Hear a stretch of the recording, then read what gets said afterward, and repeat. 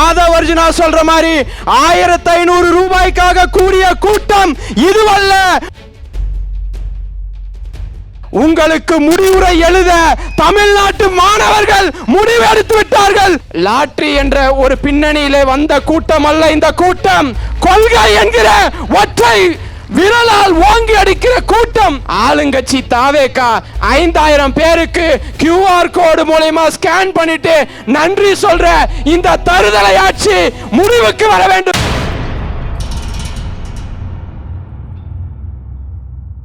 மூணு மணிக்கு வந்த கூட்டம் 6 மணி ஆகுது. ஒருத்தர் கூட வெளியே போல. எல்லாருமே இங்க அமர்ந்திருக்கிறார்கள் என்று சொன்னால் திமுக தோத்துருச்சுன்னு சொல்றாங்க. இன்னைக்கு சொல்றேன், திமுக தோக்கல. இன்னொரு தேர்தல் இன்னும் 6 மாசத்துல வருமாயின் அதிலே வெற்றி பெற்று மீண்டும் ஆட்சி கட்டிலே அமரப்போவது திராவிட முன்னேற்ற கழகம் தான். திராவிட முன்னேற்ற கழகம் தான். உடனே இங்க யாராவது ஒரு சிலர் உள்ள வந்து ரவுண்டு பண்ணி காட்டுவாங்க. இங்க பாருங்க 40 வயசுக்கு மேலன்னு சொல்லி. நீங்க எவ்வளவு பெரிய வட்டத்தை எடுத்துக்கொண்டு இந்த கோயம்புத்தூருக்கு வந்தாலும் 30 வயசுக்கு மேல இங்க ஒருத்தர் கூட இல்லை. யார் வந்தாலும் ஆதவர்ஜுனா சொல்ற மாதிரி 1500 ரூபாய்க்காக கூடிய கூட்டம் இதுவல்ல. முத்துவேல் கருணாநிதி ஸ்டாலின் அவர்களை மீண்டும் ஆட்சி கட்டில அமர வைக்க போகிற கூட்டம் இந்த கூட்டம். நானும் கூப்பிடுறப்ப சொன்னாங்க, கோயம்புத்தூர்ல இந்த மாதிரி மீட் நடக்க போகுது, நீங்க வாங்கன்னாங்க. நானும் நினைச்சேன், சரி சும்மா ஏதாவது ஒரு பெரிய ஆள்ல வைப்பாங்க, ஒரு மண்டபத்தில் வைப்பாங்கன்னு சொல்லி. ஆனால் இன்றைக்கு இந்த மைதானம் நிரம்பி இருக்கிறது என்று சொன்னால் இங்கே இருந்து நம்முடைய தலைவருக்கு சொல்லுகிறோம், தலைவரே மீண்டும் உங்கள் ஆட்சி வரப்போகிறது, நாம் தான் வெற்றி பெற போகிறோம். அதாவது எல்லாரும் சொன்னாங்க தோத்துட்டோம்னு சொல்லிட்டு. கோயம்புத்தூர்ல நம்ம ஜெயிச்சிருக்கோம். சென்ற முறை சொன்னாங்க கோயம்புத்தூர் அதிமுகவுடைய கோட்டை, ஒரு தொகுதியிலும் ஜெயிக்க முடியாது என்று சொன்னார்கள். இந்த முறை 3 தொகுதியிலே கோயம்புத்தூர் மாவட்டத்திலே திமுக வென்று இருக்கிறது. ஆமாங்க, திமுக ஒரு தப்பு பண்ணிடுச்சு. எதிரியை கணிக்க மறந்து விட்டோம். கோயம்புத்தூர்ல இல்ல, கோயம்புத்தூர்ல கணிச்சோம், 3 தொகுதியில விரட்டி அடிச்சோம். சென்னை, காஞ்சிபுரம், திருவள்ளூர் போன்ற மாவட்டங்கள்ல எதிரிகள் நமக்கு தெரியாமல் போய்விட்டது. அதனால அந்த மாவட்டங்கள்ல நாம் வெற்றி வாய்ப்பை இழந்திருக்கிறோம். ஆனா இன்னைக்கு எதிரி யாருன்னு தெரிஞ்சிடுச்சு. என்கிட்ட ஒரு தோழி சொன்னாங்க, எங்க காலேஜில் படிக்கிற எல்லாரும் அந்த லேப்டாப் வாங்கினாங்க, அந்த 1000 ரூபாய் அந்த தமிழ் புதல்வன் திட்டத்தில் வாங்குறாங்க, புதுமை பெண் திட்டத்தில் வாங்குறாங்க. ஆனால் அவங்கெல்லாம் டிவி கேக்கு ஓட்டு போட்டாங்க. காரணம், அந்த திட்டத்தால நாங்கள் பயனடையவில்லை என்பதல்ல, ஒரு ஃபேஸ் விஜய் என்கிற ஒரு முகத்துக்காக சென்று விட்டார்கள். ஒரு முறை அவர்கள் சென்று விட்டார்கள். இந்த முறை அவர்கள் துடிமோடு இருக்கிறார்கள்.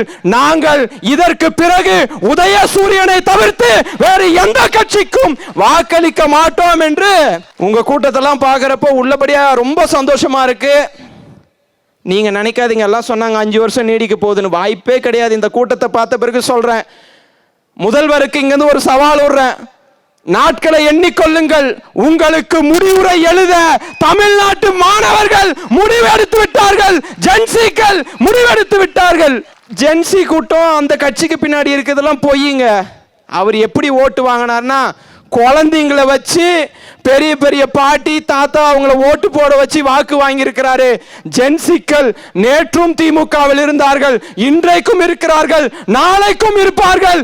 இந்த தேர்தலிலே, வரப்போகிற உள்ளாட்சி தேர்தலிலே எங்கே வரப்போறதில்ல. கோயம்புத்தூர் மாநகராட்சியும் திமுக தான் பெற போகுது. ஒருத்தர் பேசுறாருங்க, ஸ்டேஜ் போட்டு கத்துறாரு, 1500 ரூபாய் சேர்ந்த கூட்டம், ஜென்சிக்கெல்லாம் ஒண்ணுமே இல்லைன்னு சொல்லி பேசுறாரு. அவருக்கு ஒரே ஒரு சவால் விடுறேன், உங்களை மாதிரி லாட்டரி என்ற ஒரு பின்னணியிலே வந்த கூட்டம் அல்ல இந்த கூட்டம். கொள்கை என்கிற ஒற்றை விரலால் ஓங்கி அடிக்கிற கூட்டம் இந்த கூட்டம். நீங்களா உறுதி எடுத்துக்கணும். எனக்கும் கவலை தாங்க. மே 4 எப்போது கொளத்தூர் தொகுதியிலே நம் தலைவர் அவர்கள் தோற்றார் என்ற செய்தி நான் கேட்டேனோ, நான் மட்டும் இல்லை, நீங்களும் அதில் நிறைய பேர் வருத்தப்பட்டிருப்பீங்க. இன்னைக்கு மீண்டும் சொல்றோம், அவர் தோல்வி அடைந்தது உண்மைதான். ஆனால் தோல்வி அடைந்து விட்டு நன்றி சொல்லுவதற்கு வீதி வீதியாக சென்றார். அந்த தொகுதி மக்களை நன்றி சொல்லிவிட்டு வந்தார். ஒருத்தர் திருச்சி கிழக்குல ஜெயிச்சாருங்க.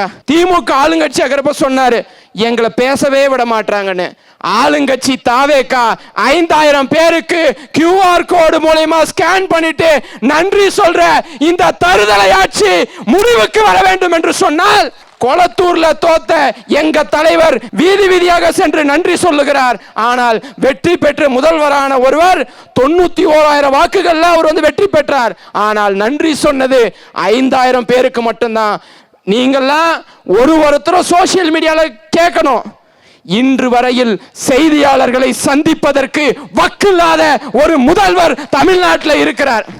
நான் வந்து பார்த்தேன், அங்க இருக்கிறவங்க செய்தியாளர்கள் கிட்ட பேட்டி கொடுத்துட்டு இருக்காங்க. நம்ம ஜென்சி இவங்க இங்க பேட்டி கொடுப்பதன் அளவுக்கு கூட இன்றைய முதல்வர் தரம் கெட்டு போயிருக்கிறார் என்று சொன்னால், இந்த முடிவுரை என்பது எழுத தொடங்க போகிற இடம் இந்த கோயம்புத்தூராக இருக்க வேண்டும். அடுத்த தேர்தலிலே கோயம்புத்தூரில் தான் அதிக தொகுதிகளை பெற்று திமுக வெற்றி பெற்றது என்று. நீங்க கூட்டணி எல்லாம் விட்டுருங்க, இதுக்கப்புறம் கூட்டணி எல்லாம் போயிட்டாங்க.